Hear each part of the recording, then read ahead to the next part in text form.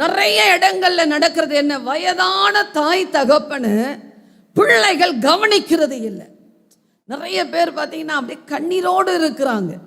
எப்படியெல்லாம் அந்த பிள்ளைகளை வளர்த்துருப்பாங்க, எப்படியெல்லாம் அந்த பிள்ளைகள் படிக்கணும், அந்த பிள்ளைகள் நல்லா வரணும், ஸ்டேட் ஃபர்ஸ்ட் வரணும், எப்படியெல்லாம் அந்த பிள்ளைகளுக்காக நின்று ஜெபம் பண்ணியிருப்பாங்க.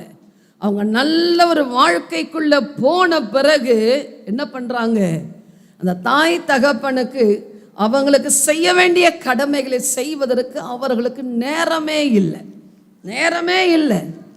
ஏன்னா அவங்க பிஸி ஆயிட்டாங்க. இப்போ இந்த தாய் தகப்பன் இவர்கள் மூலமாக தானே இந்த உலகத்திற்கு நம்ம வந்தோம். இன்றைக்கு இந்த லெவல்ல நான் ஆசீர்வதிக்கப்பட்டு இருக்கிறேன். இப்படி கடவுள் என்னை ஆசீர்வதிச்சிருக்கிறார். எங்க அப்பா அம்மாவை நான் நல்லா வச்சுக்கணும்னு எந்த பிள்ளைகள் இன்றைக்கு ரொம்ப சொற்பமான பிள்ளைகள் தான் அப்படி நினைக்கிறாங்க.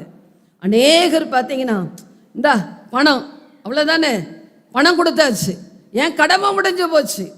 4 பிள்ளைகள் இருந்தா, ஒரு அம்மா அப்படிதான் சொன்னாங்க, 4 பிள்ளைகள் பெற்றேன், இந்த வீட்டுக்கு போனா அந்த பிள்ளை தானே உனக்கு எல்லாம் கவனிக்கிறான், அங்க போன்றது, அங்க போனா அந்த பிள்ளை தானே உனக்கு எல்லாம், அவள்கிட்ட தானே நீ கொடுத்த காசெல்லாம், அவள்கிட்ட போயிரு, ஏன் என்கிட்ட வந்தேன்.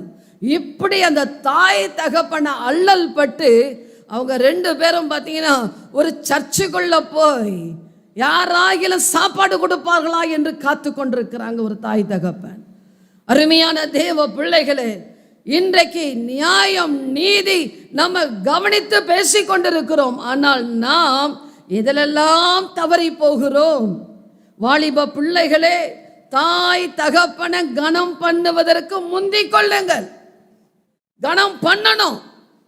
இது நியாயம் என்று வேதம் சொல்லுகிறது. இது நியாயம்.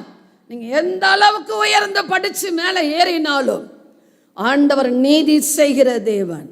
அந்த தாயோ அந்த தகப்பனோ கண்ணீர் வடித்து கொண்டிருக்கிறார்கள் என்றால் அந்த கண்ணீர் சும்மா விடாதுங்க. விசாரிப்பார் ஆண்டவர், விசாரிக்கிறவர், அவர் நீதி செய்கிற தேவன்.